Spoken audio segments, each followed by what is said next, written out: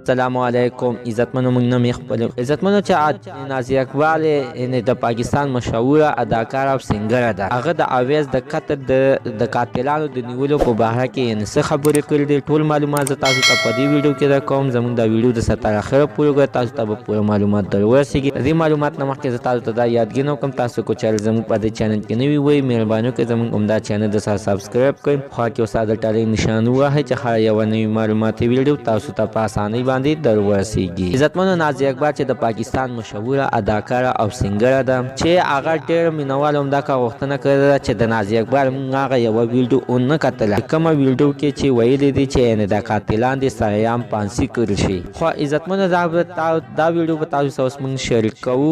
نازي اقبال په کومه ویډیو کې همدغه خبرې کړې دي چې دا رښتیا دي او که دا دروغ دي او ټول حقیقت تاسو ته موږ په دې ویډیو کې ښکاره کوو. نازي اقبال چې تر اوسه پورې د اویز د قتل په باره کې څه داسې خبره نه ده کړې، یعنې دا اویز یعنې په څه باندې قتل شو او په څه باندې قتل نه شو، او نه یې د اویز د قاتلانو په باره کې څه داسې خبرې کړې دي، او نه یې تر اوسه پورې داسې څه انټرویو راغلی ده، او نه یې داسې څه پوسټ کړی دی چې د اویز قاتلان دي یا پانسي کړل شي. دا خلکو هسې د نازي اقبال د پیک پیجونو نه او د ایډۍ نه همدغه پوسټونه شیر کړي دي او ویل کېږي چې د اویز قاتلان دي سرعام پانسي کړل شي. خو ښه خبره ده چې د اویز مور او پلار سره په غم کې ځان شریک کړی. خو عزتمنو دا دروغ دي. تر اوسه پورې نازي اقبال داسې څه خبره نه ده کړې ده چې د یا د اویز د قتل په باره کې کړې ده او یا چې د اویز د قاتلانو په باره کې کړې ده، او نه یې داسې څه خبره کړې ده چې قاتلان دي سرعام پانسي کړل شي. چې خلک عزتمنو چې داسې څه انټرویو راشي او یا څه وشي نو حتما به سره موږ په دې چینل کې دا تازه خبریات شیر کوو.